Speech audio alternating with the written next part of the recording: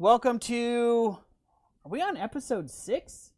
I don't know. I've lost track. We're on episode 5 or 6. Doing this for so That's long pretty. Okay, we'll leave it. It's been so long. Welcome to the next episode of KNN. We are here with this week's news and debates and whatever we want to talk about in the world of tabletop Opinion games. pieces, yep. There's a few opinion pieces. My salty comments on contrast paints, they haven't dissipated, so No. we should see those today, this week. Not today. We should have seen them today, but we're not going to see them until Thursday, so we are going to let that go. But I guess that's our first topic. Yeah, so contrast paints do finally hit this week after all the hype and all the craze and all the negativity online as well.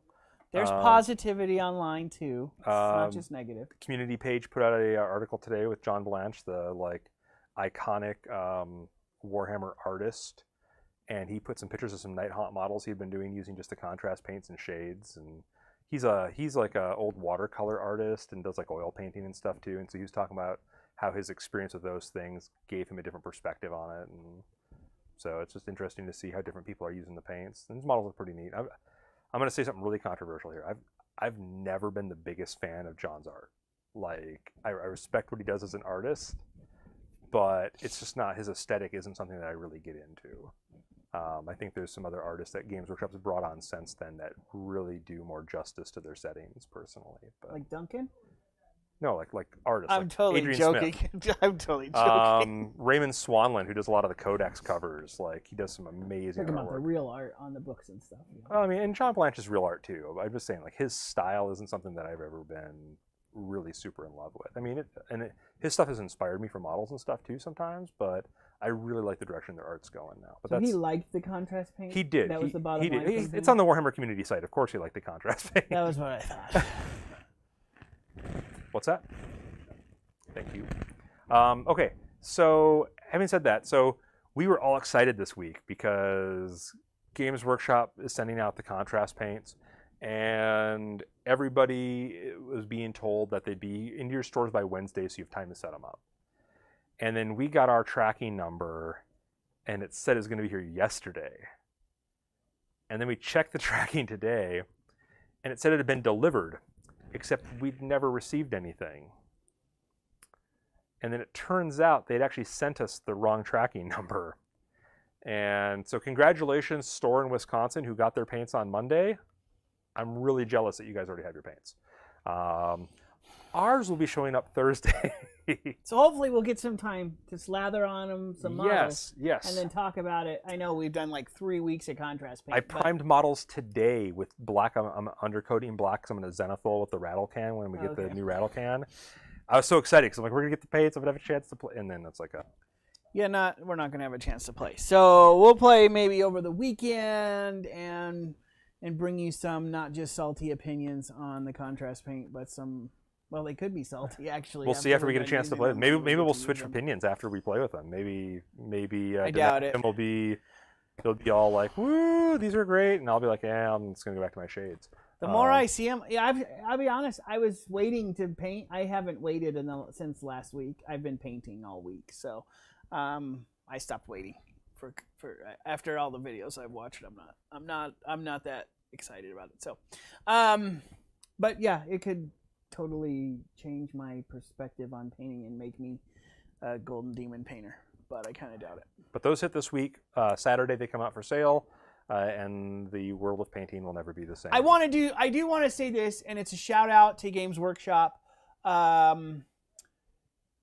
We talked about it last week. Yeah, they did the thing. I think it's a business gimmick because they didn't have a big release in June, and they needed that because that's kind of their mark. But I will say one good thing that came out of this, and I talked to Chaos about this the other day, is the website.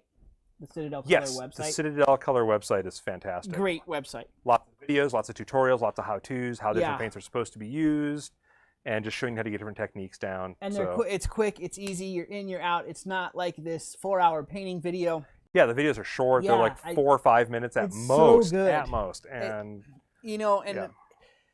that's always been something. I love the app when it came out, the Citadel Color app, but never used it. When I used it, I only used it for tracking my paint because before I was part of a store. That reminds me, I need that black fire earth. Before I would always buy paint and I'd go home and then, oh, I have 3 bottles of that already, or I forgot. So the app was super cool for that for me, but they did expand it. I looked at it the other day. I stopped using it when I got involved in the store more heavily.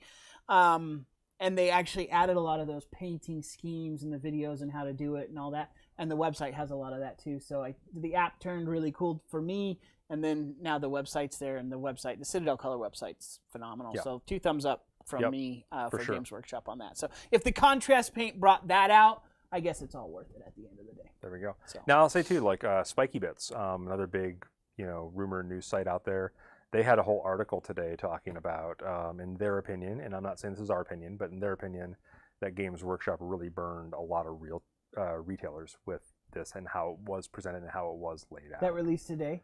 The contrast paints. Yeah, that artitle I think hit yesterday. And we brought that news to the table on Monday, last Tuesday. But we're gonna get in trouble for that. But yeah, hey, that was good. I mean, they're talking about when the last paint revision happened, it was costing retailers around $2,000, and this one's costing them like more than that. Considerably And they're more. doing but anyway, that's always a side note for me. I'm a retailer, so I can take that. And I don't get offended as much. I think maybe you take that a little more to heart than I would do. I just don't want you to do it so that you have a release. And I feel like still I'm right. on that boat where that is. So that's, as a retailer, that's when my feelings get hurt. When you're like, hey, we didn't release something, so here's a bunch of crap. And I'll say this, like last week, we didn't have any new releases from Games Workshop. We just had some Black Library books that came out. They've been treating it well. Next week, we have one new product coming out. That's a great segue. And that product is the new General's Handbook for Age of Sigmar. My understanding is it's 2 booklets, because one is just all the points guide. Oh, is it? And then one is the whole General's Handbook. It's all the scenarios, the new ways to play the game, new ways to play open play, narrative play, match play. And the thing that is probably most talked about in our circle, which is meeting engagement. Which is a new way to play match play battles at 1,000 points. That has been a complaint in our local game store, is that Age of Sigmar is not balanced very well at 1,000 points. Probably across the board, not just at ours. Right. I'm just speaking from our own experience here. Disciples of Tzeentch, in particular, at 1,000 points can be gross, especially an all-demon list. And we've seen it played here because shooting is really potent at that point level. Magic can be really potent, and the fact that their fate pool of 9 dice, you get so much more use out of it with such a small army, because you're not spreading all your rolls out. The bigger your army gets, the more you spread those 9 dice out. And with only 1,000 points, I've watched them use a devastating effect. And so they're doing some changes. Do you want to go over those changes? Do you have them handy? Yeah, so we're just gonna read them. It looks like. This is from Warhammer's community site. You can go to warhammer-community.com. I think we already posted that. And in it's the all chat. there. Anyway, this is right off their official. So site. based on from what we have read here, and again, meeting engagement is focusing on small, highly focused, and generally based around a core battle line for your army, and it's 1,000 points. And consists of 3 main elements. So these are the major changes, and these were really cool. We were just talking about these. Each one must contain 1 unit, each element. The first is the spearhead, an advanced force made up of 0 to 1 leaders, 0 to 2 battle line, and 0 to 2 other units. It's like your scouts. You have to put 1 in. At least 1 unit has to be there. So it could be any of those. Then you have the main body, which is a primary element, consists of 1 to 2 leaders, 1 plus battle line unit, and 0 to 1 behemoth and any other units. So 0 to 1. And then the rear guard, which is the reserve force that arrives last. It includes 0 to 1 leaders, 0 to 1 behemoths, 0 to 2 archery, 0 to 2 battle line, and 0 to 2 other units. Artillery, so artillery is in there. Okay. So it's an interesting concept where you talk about shooting's like way potent, especially probably in the first turns. And they make you hold back your artillery. Hold them back the artillery.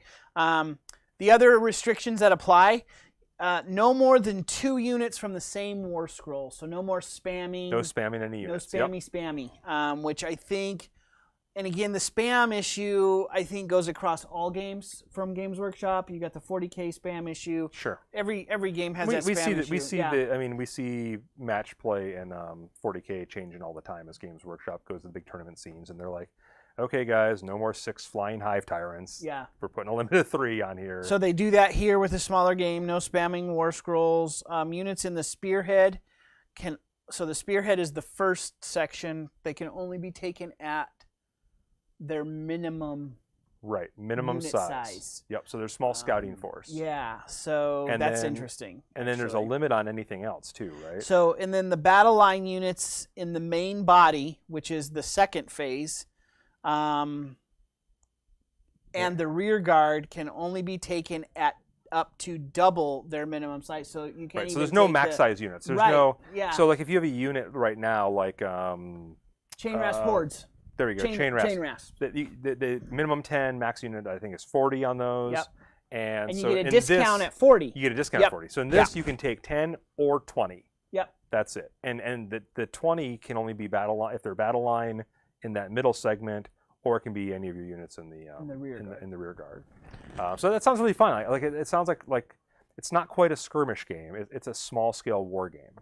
And, I think it's really cool. And just from what we've read, so just to finish this, you may only include 1 war scroll battalion. So no more spamming battalions, which I have seen in some games. You may only have 1 allied unit. Which that is, they're expanding allies and adding mercenaries Right. in the General's Handbook too. So. I heard about that. That was exciting.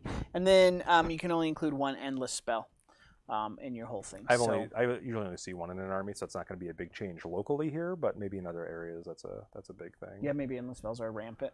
Um, Anyway, yeah, that's it. yeah, that's meeting engagement. So a new way to play 1,000-point games is supposed to balance it out better. There's some new scenarios and stuff too. They kind of give an example of one of the scenarios in there as well.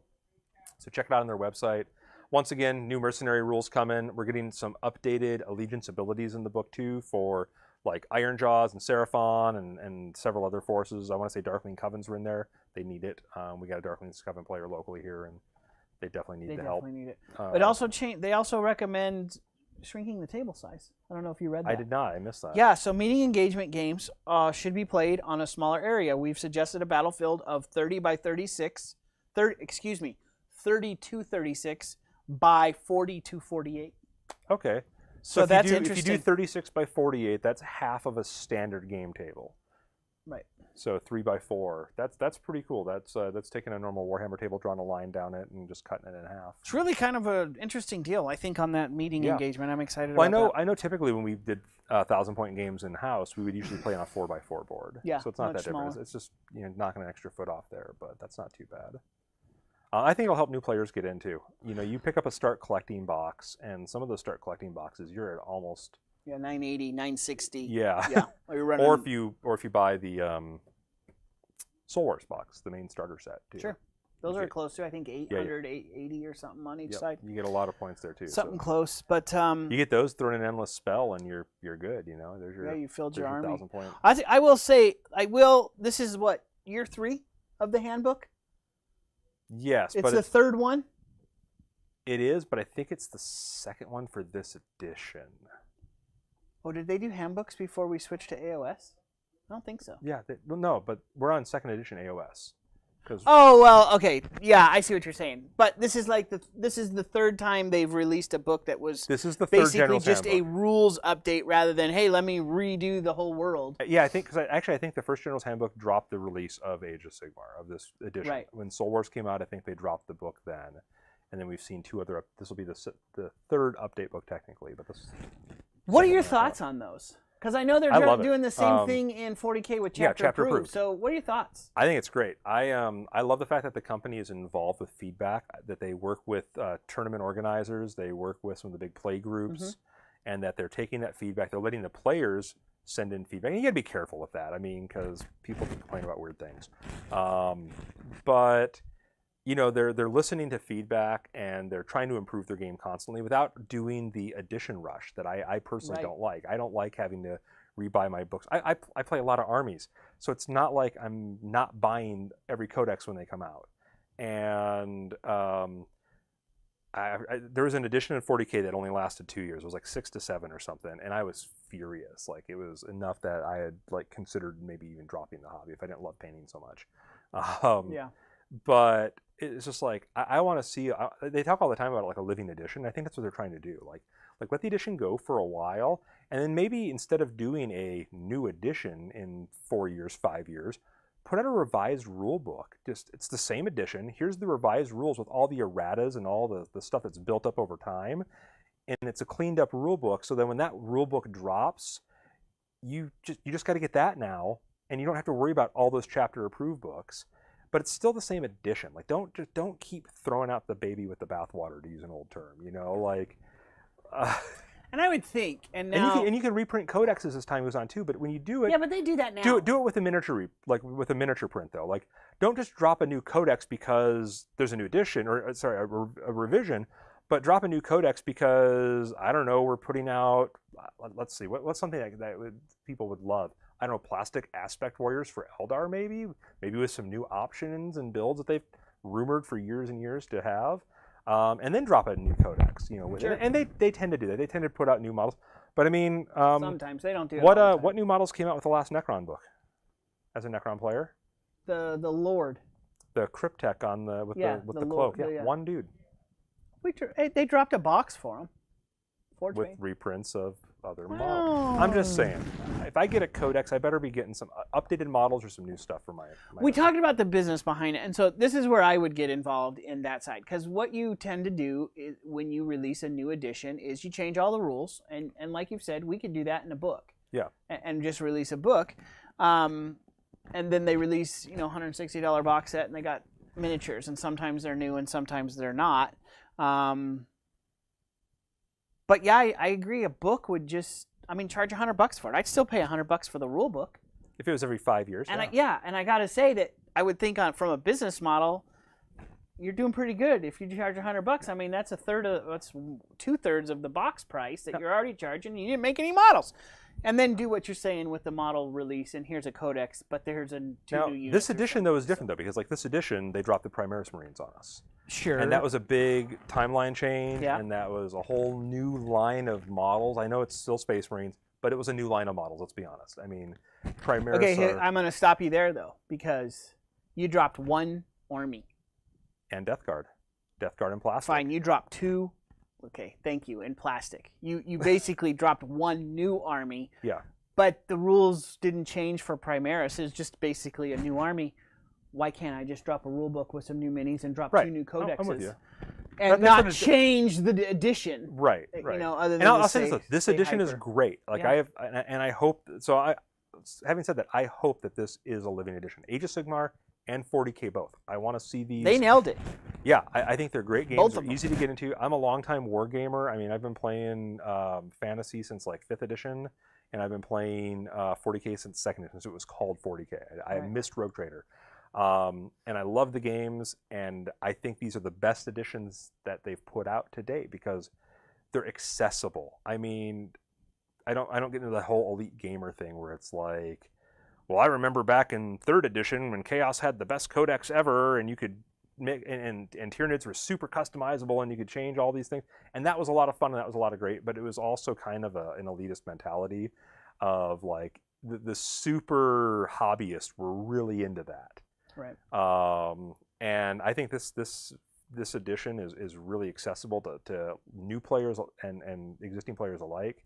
And the fact that they keep going back and just tweaking things, video games do this all the time, right? Like you look at like a game like League of Legends. DLC, downloadable content. But no, I'm just saying though, like patches, like we've discovered that there's an imbalance in the game. Or patches that are free. Okay. That there's an imbalance in the game, we're gonna fix it. There's an imbalance in the game, we're gonna fix it, and that's what. Games Workshop's taken that model and they're starting to use it. But they're doing that. They do the erratas all the time, and then with that comes erratas twice a year, your general plus a your general handbook and a chapter approved. Yeah. I think it's fantastic, and I think they should stick with it. I think they really nailed it with this kind of a concept, and I think the General's Handbook. Honestly, it's exciting for me. Every June, I look forward to the General's Handbook. Every December, yep. I look forward to the 40K chapter approved.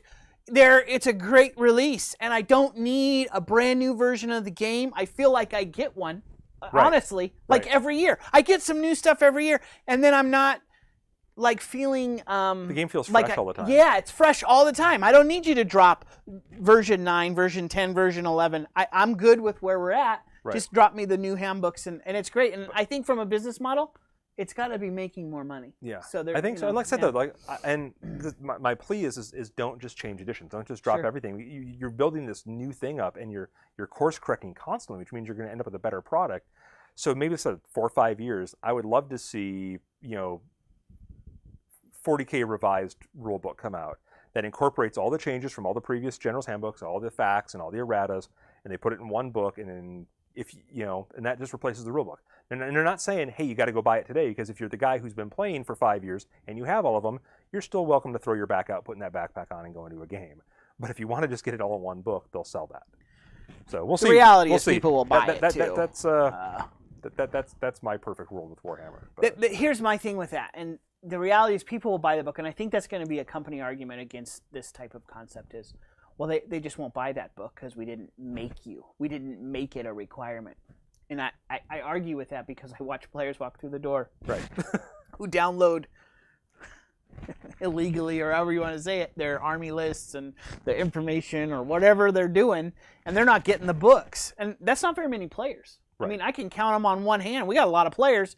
Most all the players buy the books. They want them. And so even if I can get it on my tablet or whatever, most guys want the hardbound book too that are playing. If they're serious into that army, they want the book. So I just think you're not going to lose with that and what they're doing. Again, so another kudos out, and we're not Games Workshop fanboys, or I'm not totally, but I love Games Workshop. I wouldn't consider myself a fanboy, but the General's Handbook and the changes they made with that and the stuff that I see come out in there, that's superb. I've been planning a Seraphon army. I've been planning it for well over a year now. I just keep getting other projects, but the contrast paint's got me looking at them seriously again. Only because of that article on Warhammer Community. I saw what you said. I read what you read. For contrast paints? Yeah, the guy painted his whole Seraphon army. Oh, in a army. week, yeah. Yeah, in a week, yeah. Anyway, I have like an entire skink army planned, and with like one slon. Everything else is skinks or monsters ridden by skinks. And it's just kind of a fun idea, but I've been waiting. I have a color scheme, but the contrast paints are made me wait for it. But then I see the General's Handbook, and of course, Seraphon are getting updated. And that makes me excited. But they're like, okay, what are they changing? Like, what's the new stuff? And so now's the time. Yep. So we'll have that next week. We'll do probably a deep review. Once we have it in our hands, which will be the end of next week. So it won't be, we'll do the contrast paint review next week, a real one, not just a salty one. And then, well, it might be. It could still be salty. And then we'll do the General's Handbook, kind of go through it in detail in the week after that. So I think that wraps Games Workshop, because again, and backtracking, that they're big jerks because they did this huge paint release, but they have, in their defense also, like you were saying, kept the releases to a minimum kind of before. On either side, too. After. Yeah, either side. So that's always this week helpful. is just all the new paint stuff. Last week was just Black Library. Week after is just General's Handbooks. We have no model releases for 3 weeks, which gives everyone like myself and a few of the other diehards here time to breathe. And, it helps. There's times when I love to see new release from Games Workshop every week, but there are times when I'm just like, okay, let's hold the roll. Put the brakes on a little bit. Give us time. Yeah, and then we'll get caught up here. Well, I'm not going to say we're taking a break. Let's take an intermission from Games Workshop for a minute. We'll take a brief intermission from Games Workshop. And then we're going to come back. And let's talk about the new Magic. We really like Games Workshop. Yeah. We should spend some time on other games. Let's talk about Magic. Magic. So they're also, this is, I was at our F&M this week, and it's Friday Night Magic. Friday Night Magic, sorry. And he wasn't swearing. We were okay. We were having a discussion, and somebody brought up that this is the Magic players' Christmas time. And I started to like reel back a little bit, and as a retailer, as a store owner, you're like, well, that's cool, except for it's super, super costly because they release so much stuff all at once. You've got Modern Horizons came out, then you got Gideon's Spellbook, then you're going to have M20 within a month, and we just had something else before that. It's just all packed in together, and they all get really excited. But yeah, War of the Spark, then... War of the Spark was big, and then was there something else? I thought there was. Maybe Commander's coming out, too. Commander's not till August, so that's in August, but it's like summertime is the Christmas time for the Magic players, and it was kind of cool. What I want to talk about is Modern Horizons. Yeah, we just had the pre-release for that this last weekend. Yeah, I wasn't again, we kind of salted up the pre-release issue of it wasn't really a pre-release. It was here's some boxes, have a draft. I guess the concept was, and this is what I missed, and I'll go back and say this because I will always correct myself as it were. I'm still salty about it, but it was a pre-release, meaning we were allowed to see that set a week early. Right. That was it's a pre-release. That's what's so cool about it. Right. Whereas with the other master sets, and this isn't a master set, but with the other master sets, they didn't do that. You had them, they released on the 14th, you got to sell them on the 14th. In this case, they did a pre-release, which allowed you to sell a box set, or a box of boosters. Unopened boxes. Of boosters. People could pre-order them and pick them up that weekend. Yep, and then also carry on a draft, so people could buy cards, per se, to draft and have those cards a week early. So, just to kind of go back, and I was salty about it. It's not really a pre-release. It's not really a pre-release, but you did get the cards early. It's not a typical Wizards sponsored pre-release where you get the pre-release. It is packs. now. That's the thing. Right. And their rationalization is, hey, you get the cards a week early, and that does excite some players. So on that, we're not apologizing because we don't do that. But Modern Horizons, from what I've seen and what I was able to draft twice last weekend. Super fun to draft. Is it? I thought it was super fun. And here's my definition of a super fun draft. I think a lot of folks liked Dominaria to draft. It was a fun set to draft. I thought, yeah, it's a fun set to draft. I didn't feel like it was.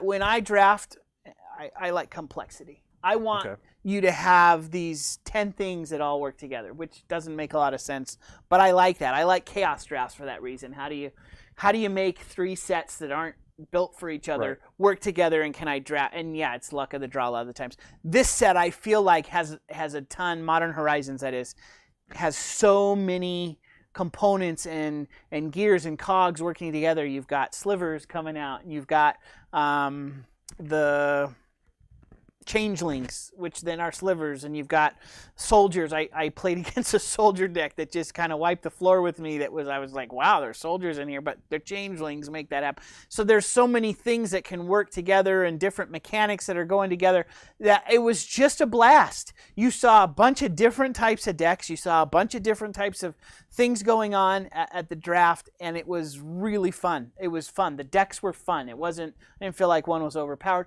There was a couple of bombs. A couple of the swords got into play, and when those hit the table, you were just done. But for the most part, it was pretty well balanced, but a complex draft, and that's what I like, is a complex draft. I love War of the Spark. I think it's a lot of fun, but again, like we've said, if you throw 36 Planewalkers in a set, it's probably going to be pretty good, and that's kind of what you got. To draft, it's fun just because it's War of the Spark, but again, I don't feel like that deep complexity that I felt with Modern Horizons, which I really like. And so I will say that is a great thing for the set when you talk about limited play. A lot of the guys are commenting on how will it work in Modern. I think there's some cards that go well in Modern. They're excited about that. And there's new cards in this set, right? There's new cards that are Modern legal immediately. Right. That's, I think, the difference in the set. That's really going to start to separate Modern as a different format from Standard even more, though. Like that's a big distinguishing thing. I mean, are those cards legal in Standard as well? No, there's no legal cards in Standard unless they're printed in the right. So this is really separating Modern to its own format. I wonder if Wizards is going to start pushing that direction more. Well, I'm actually surprised if they're not going to, because you also see the flip side of the set in the Commander players really like this set, the EDH Commander guys. So are they Commander legal then? Oh yeah, okay. And I think they feel more like this is the Commander Ultimate Masters, and I think we got a little of that with Battle Bond. I heard that a lot with Battle Bond. Sure. That the Commander players felt that set was like an Ultimate Masters for Commander. And I'm getting Commander players that say the same thing, and I think that's probably blasted on the internet, so it's not any new news or anything. So Commander players are excited. I think Modern players are excited, and to your point of, are they going to do some more separation? I'm actually surprised that Wizards hasn't done that sooner. Honestly, because, let's face it, I know if you go to the Wizards website, they say that Standard is the most played format. It's the #1 format in Magic. I don't believe that. They can do whatever they want. They own the company and they own the cards. So here you can't say that. I couldn't say that here. Locally, could you? yeah. Our Locally, local meta, what is not it? at all. Modern. It's modern. It's everybody. Well, modern and limited are like neck and neck.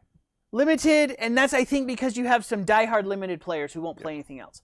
Modern is both basically your global. We'll run an event for Modern, and I know that this is the case at a lot of other stores because I'll watch. Well, I went to Gamma, and everybody when they announce that you don't get the tickets that count for Modern, they don't count anymore. And there was an uproar about this that. This has to do with like new WPN. Yeah, the WPN stuff. So there's an uproar. So I think most stores see Modern play as kind of the number one format. And so it's hard for me to read the Wizards websites and be like, Standard's the number one format? I don't know. Maybe they have a weird way of counting that, like McDonald's are America's favorite fries. Well, there's 5 McDonald's in a town of 1,000 people. They're going to be their favorite fries. And they are. It just by sales numbers, and they say that in parentheses. Right. But so is it that thing like we make more money on Standard sales than Modern sales? Well, no, no kidding you do, because you don't sell Modern cards. Well, and now you're starting to it depends on how you that. track your sales. So if you say every time a new set comes out, it's Standard, then of course it's going to look that way. Well, there's no way. I mean, Yeah, that's what I'm saying is our number one game is Standard.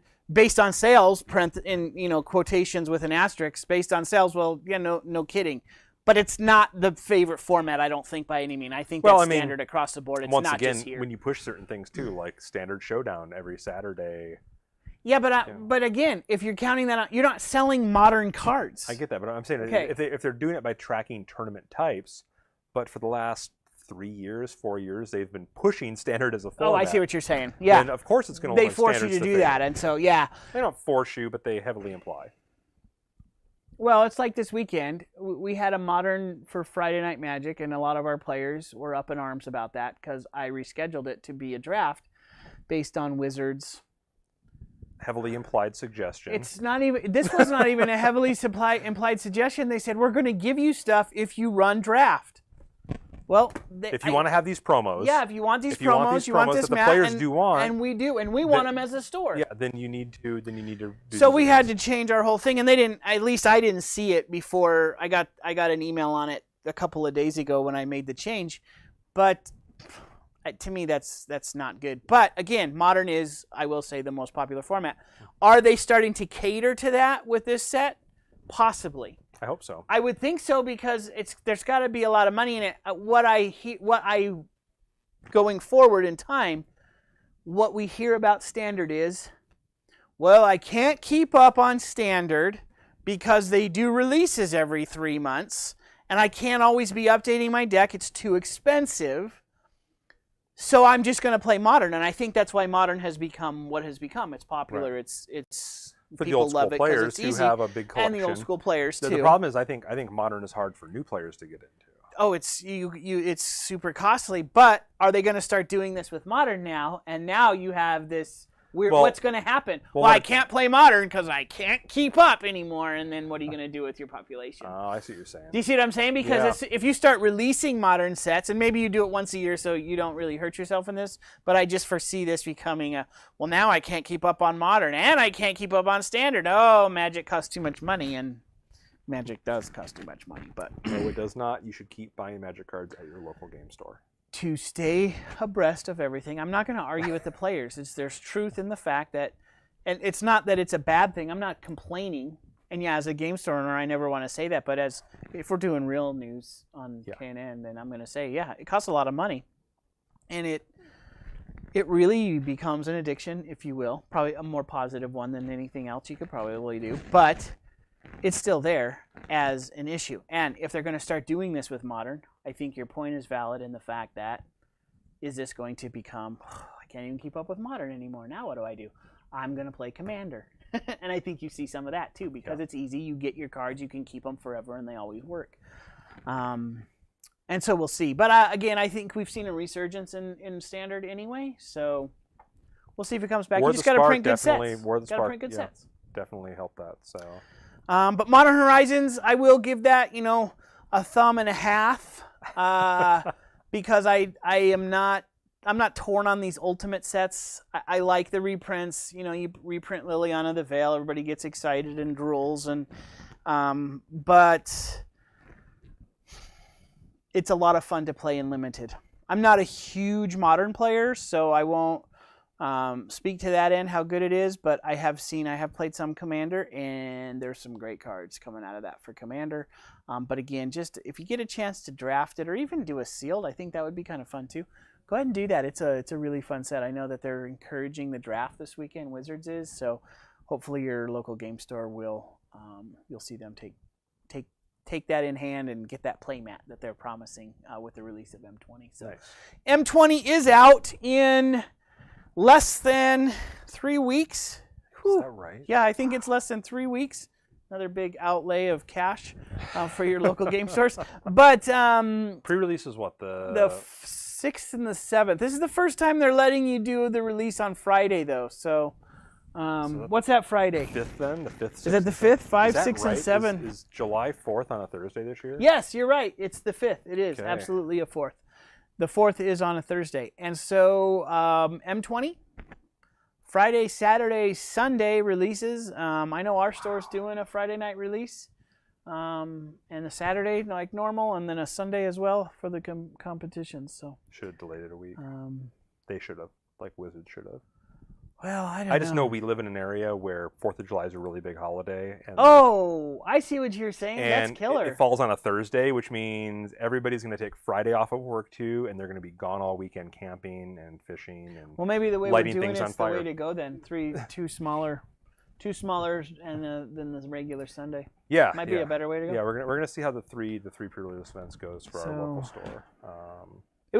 I'm excited. They haven't started doing spoilers on M20 yet, so we'll maybe see some of those, or maybe we'll start bringing some of that to the show too. Some spoilers for you guys to take a look at. Not that you probably haven't already seen them, but we could take a look at those things. So that's what's happening. And Gideon's Spellbook comes out, I think, in the interim in between those two. So. Wow.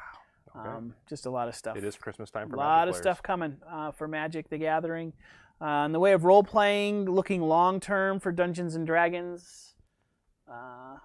Baldur's Gate, Avernus. I can't remember the whole title. Yeah, no, I can't remember. But that's not out till September, so we'll bring you more details on that. But it's an adventure Road book to set. Avernus?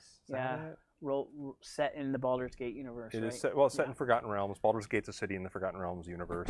Sorry, the Forgotten Realms Baldur's Gate city. Yeah.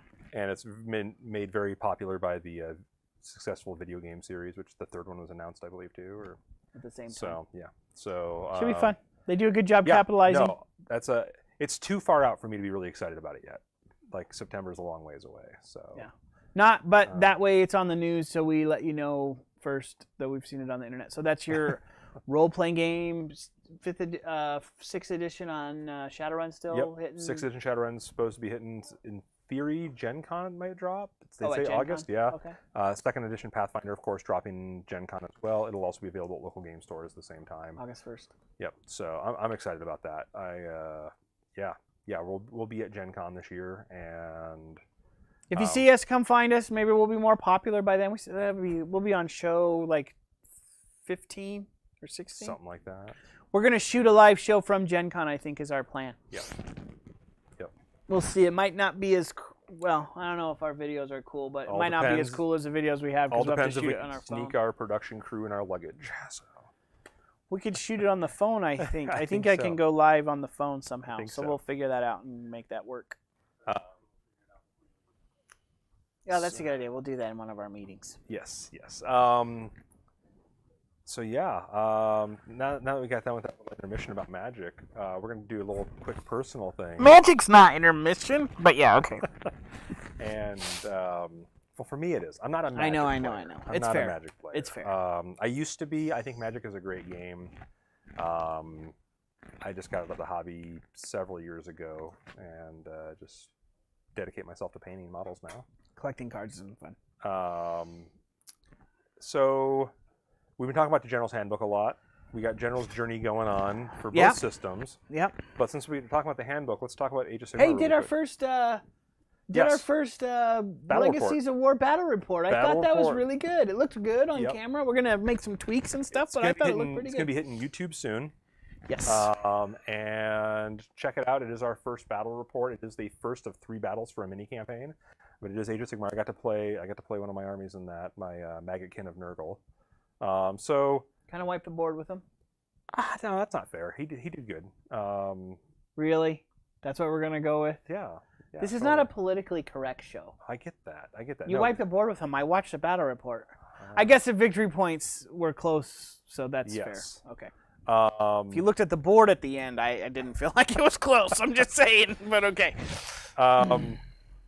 What is your favorite Age of Sigmar army? And I'll let you pick to play or to paint or whatever, however you want to quantify it. So can I pick 2, one to paint, one to play? Yeah. Okay, so I'm going to do that. And I'm going to tell you right now, my favorite one to paint right now is Idoneth Deepkin. So just as a side note, I've switched my army to Idoneth Deepkin for the General's Journey.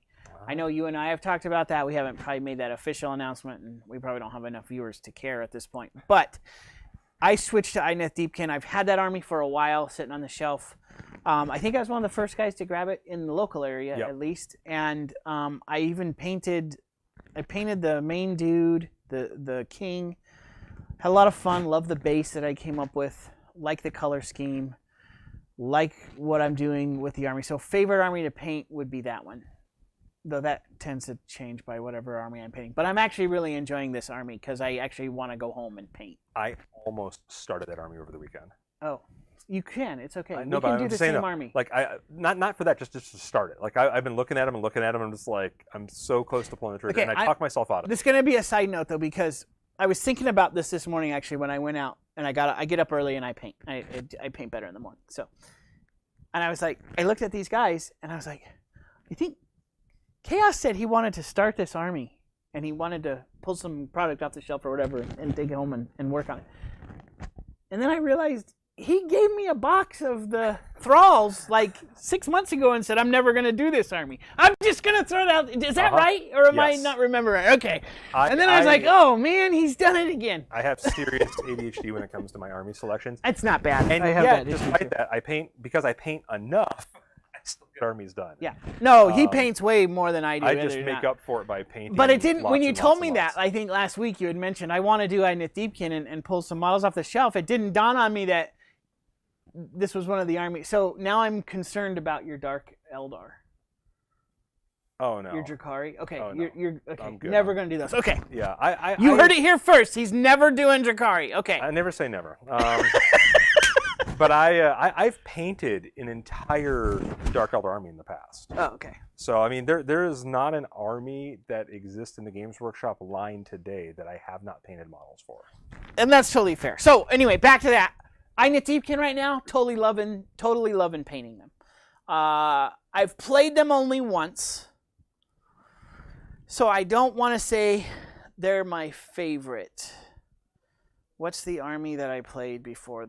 Probably my favorite is Undead to play. They're not my favorite to paint. I can say that even when I'm painting them, they're not my favorite. A lot of dry brush and skeletons. I feel like I do them the best simply because I don't think you have to be overly talented to make them look good, but they're probably my favorite to play. I love the mechanic of raising guys from the dead. I love the changes they brought when they brought Nagash to the table in Age of Sigmar, and they changed the rule that I thought was so stupid that you can't bring models back unless you paid points for them or whatever, and now you can do all of that. And I think that they've incorporated that into the points and whatnot. And I love vampires, that kind of thing. So my favorite army to play would be Undead. Not Night Haunts, but the Legion of Nagash. Legion of Nagash. That's probably my favorite army to play. And Idoneth Deepkin, favorite army to paint. And they could take the favorite army to play once I play them a few more times. I've only played with them one time. They were unpainted. And I had fun playing them, but I think a lot of that was my opponent. He made it fun. This Mike from the Thursday night game. Oh, yeah. Oh, my gosh. Yeah. And the game, we've played twice. And oh my gosh, the games are they're so bloody. They end up with one guy on each side on the table, and it's like, okay, oh, you saved. Oh, I saved! And we just go back. They're fantastic games. So anyway, and one of those was Undead, and one of those was the Deepkin. But they're a lot of fun. I like Age of Sigmar right now. I think it's in a good place. What's your favorite? I know this is like a loaded. Okay. My favorite. I can't say for my favorite army to paint. favorite army to paint is not the normal answer of whatever army I'm painting. It's whatever army I'm thinking about painting next. Nurgle. No, I do enjoy painting Nurgle, but I also enjoy painting orcs. I also enjoy painting Orcs are my fun. ogres. My ogres are a lot of fun. My Beastman army has been, my Beast of Chaos have been super fun. I've kind of put them on hold because of the General's Journey. I got like halfway through like a 4,000 point army and I had to pause it. Ogre's not my favorite to paint. Oh, I have that army too, I got a but great not my technique I can favorite show to you. paint. And contrast paint will change that.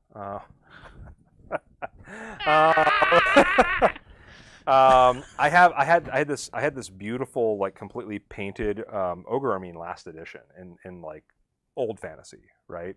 Square bases and the whole bit, but I had done custom bases, and I had done them as kind of a mimicry of an old Empire army.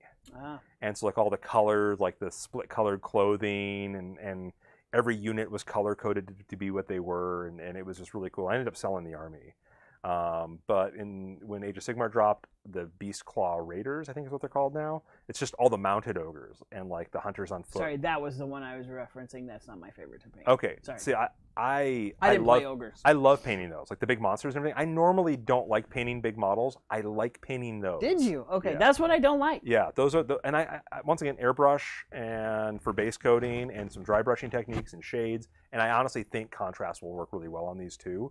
And I'm really glad I haven't gotten too far into that army because I can throw the contrast onto my big monsters and do some things and experiment with it. But no, I'm always excited about my next painting project. So I can't say I have a favorite army to paint. I'm always excited about like oh, I'm going to do Seraphim. Oh, I'm going to do goblins. You know, the Gloomspite Gits. I'm really like actually excited about playing that army, but I've never played it, so I can't say it's my favorite. Sure. Right now, of the armies I've played in Age of Sigmar, I have played only 3 armies in this edition. Is that right? Just 3? 4 armies. You in got this to play edition. more games. I've played Stormcast. I've used Stormcast. I've used Maggotkin. I've used Disciples of Tzeentch, and I've used Ironjaws. And I'll say that of those, Ironjaws are probably my least favorite of those ones that I've played. I think they're the most desperate in need of an update, and so I'm hoping the General's Handbook gives them what they need to feel a little more competitive. Yeah, I mean, they feel like it's an uphill battle every time I've used them. Yep. And maybe it's my list, maybe it's what I'm playing. But anyway, I think Maggotkin are my favorite right now. Like, one, the army is pretty much all done. I sold that one Great Unclean one that'll probably never get painted for another year or two. That's been sitting on my or desk 2 months. For 3 months. He's already been there for 3 months, so... no, from now, 2 months. I mean, if I wait 4 months, 7 months, it's Sacred Number of Nurgle. Maybe that's what I need to He'll be paint more powerful. Paint the last Great Unclean one. But, I mean, so the army's fully painted. I have a big army for it, too. I mean... I don't even know how many points it is. Don't you have like a big army for every army though? It's relative. Okay. But I want to say it's probably somewhere between 4,000 and 6,000 points fully painted for this army. So when I play a game, we usually play 2,000 point games, 1,500 point games. I have a lot of selection. I can change things up and play different armies and do that. And I like being able to do that. Yeah. But they're just fun. Thematically, they're fun. Like I love all the fluff, all the backstory of Nurgle's armies. I really do. And if I want to be a bad guy, like they're my favorite of the bad guy armies right now to play. And they're gross and nasty. I mean, Nurgle's the god of disease and decay and pestilence, and he's cheerful about it. Like he's happy. He's like he's spreading love that way. And I like that kind of like that mixture of the two, of this really just kind of dark macabre humor. And then, of course, on the tabletop, the army is ridiculously resilient and has some really fun little like shenanigans you can pull off in combinations of units and items and, you know, the relics artifacts that they have in the game. That if you watch the battle report, you know, I tried to warn my opponent a couple times what was coming. So it's like, hey, just so you know, he'll this learn. is what happens. Sean is one of my favorite guys that comes in and plays, and he's super awesome. He's to a great play. opponent. He's a great opponent. He's relatively new. Yes. To the hobby in general. I think he likes the painting more than the playing. Yep. I mean that might change, but from what I know, Sean, forgive me if I'm wrong, but just a great guy to play. But yeah, I think a little steamroll feeling like ooh, but he got to see what a well done Nurgle army looks like and what it does on the but and I'd say my second favorite is probably Stormcast. I really actually enjoyed the Stormcast. Once again, if I know you hate the poster boys, but they're the heroes, and when you play them, they feel like the heroes. I mean, all your guys have at least 2 wounds. Your rank and file. Okay, I'm model- going to say this, and I'm going to play devil's advocate on you because I've played against Stormcast. I have yet to see them win a fight. Okay, Now, I didn't watch your game, We'll play. so that's fine. I didn't watch your game, and I know you can always win. Let me get my Stormcast paint. But in all the games I've seen, I haven't seen. I'm just saying, and they can play you, and you can change the world, and that's fine. But I've seen a lot of Stormcast play because they're the poster boys of Games Workshop, just like the Space Marines on the flip side game. But they're powerful. They have 2 wounds and they have all of those things. But I think I played Undead against them and we rolled them. I'm gonna say this. So this speaks to Space Marines 2 and 40K. They're the poster boy army, which means tons of new players get into it.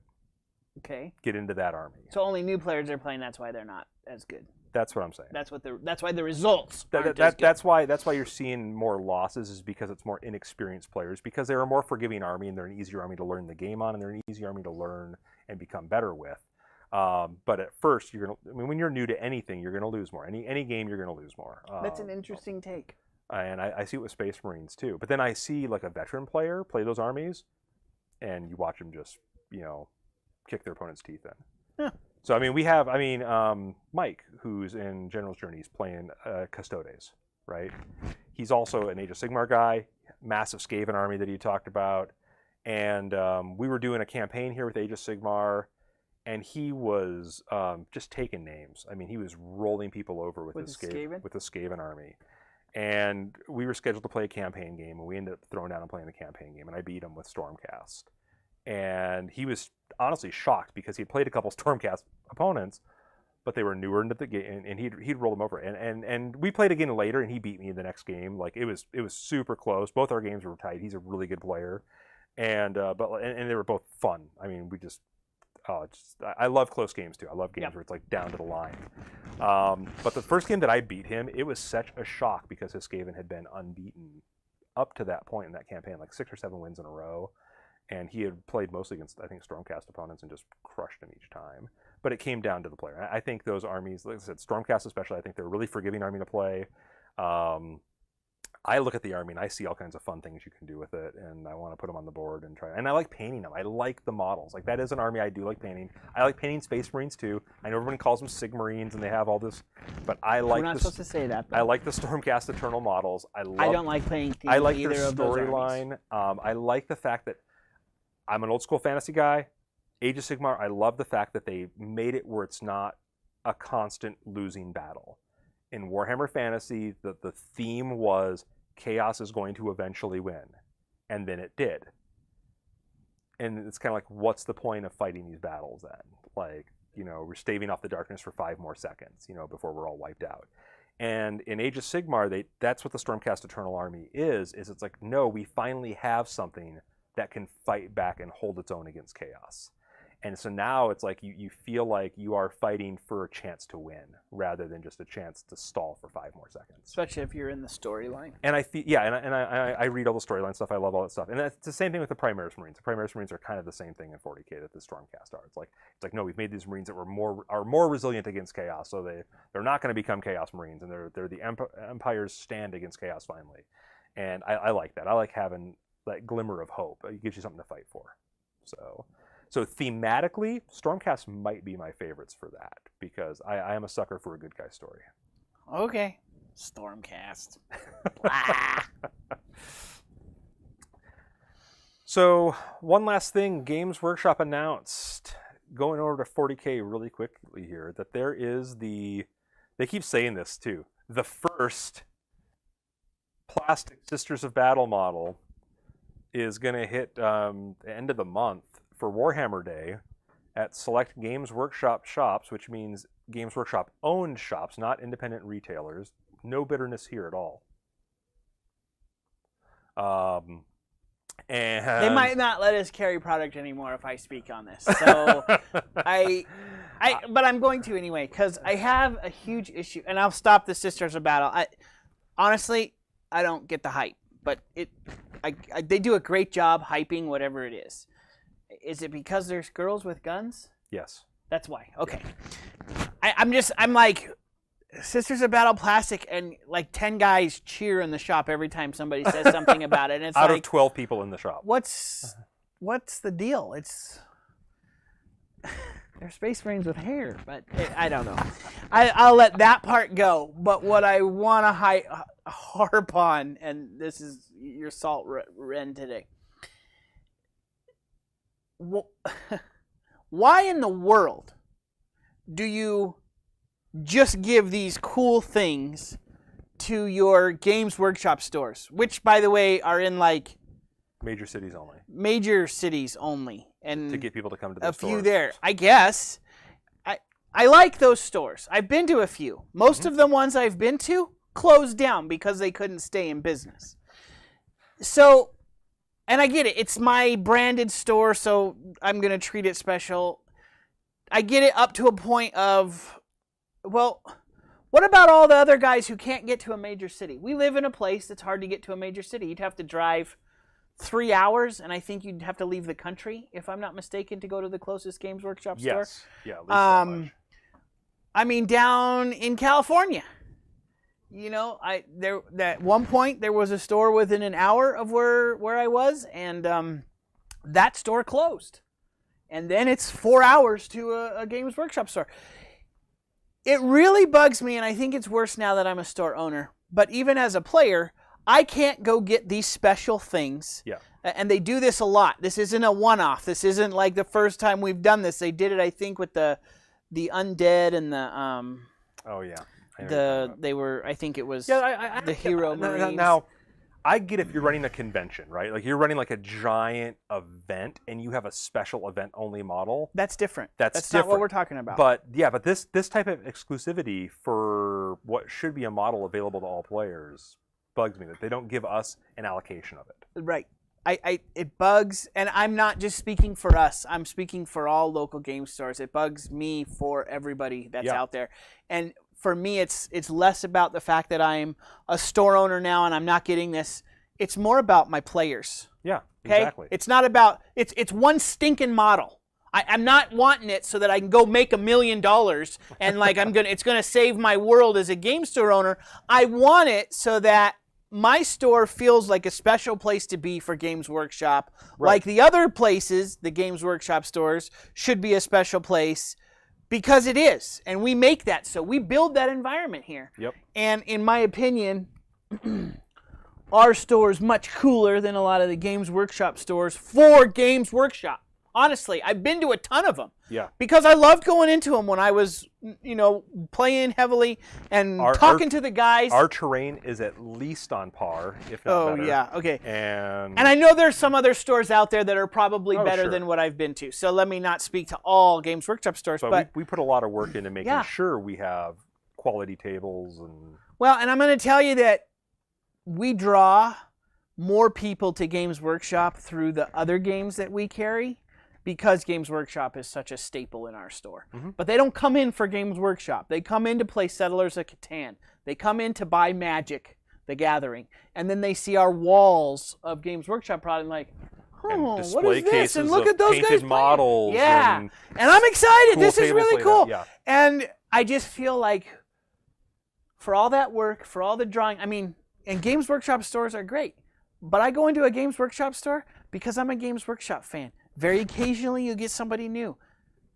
Reward me for going there. How about you reward us as local game stores who carry the other games and then bring people into your product and do that? And I just feel kind of that we get the shaft on this kind of stuff. Anyway, I don't care if it's a Sisters of Battle.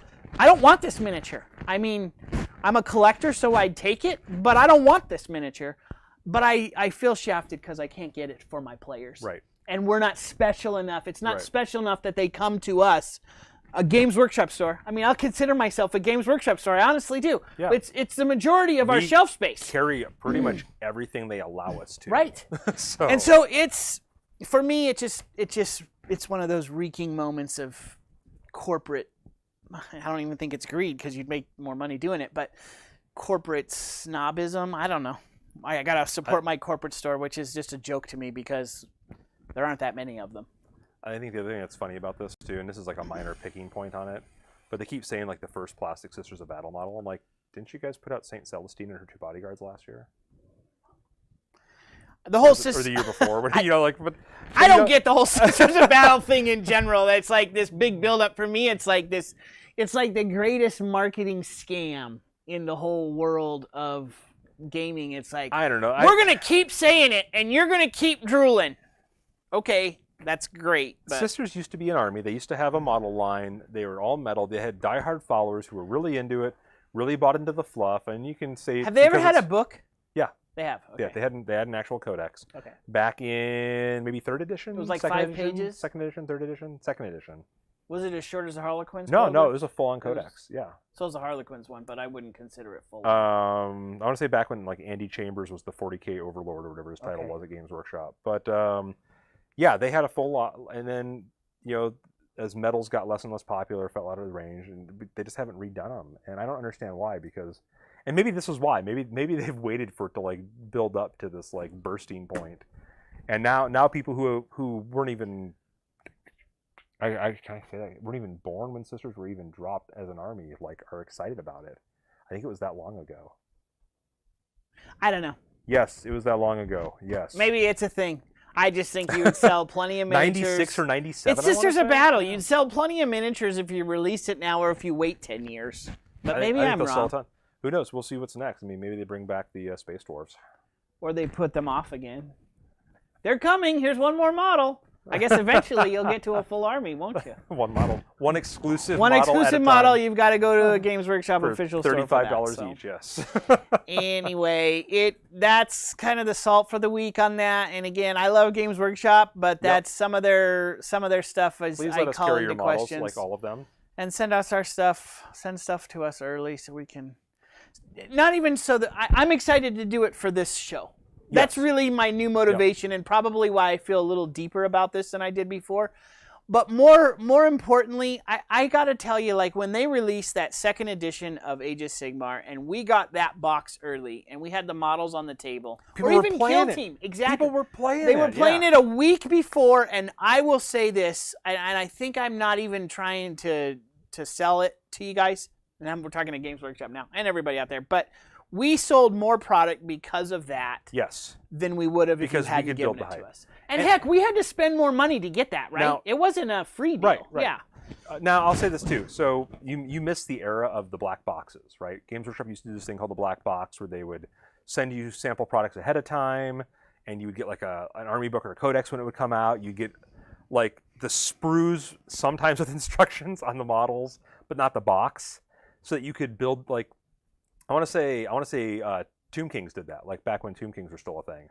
And it would give the stores time to like build them, paint them, put them in the case, show off the models, start playing the new rules, and our community loved it. Oh, it's awesome. I'm going to tell you what killed it. Stores were throwing that stuff on eBay.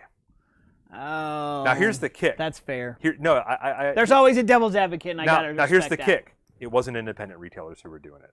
This is an inside source at Games Workshop. It was Games Workshop managers of their stores.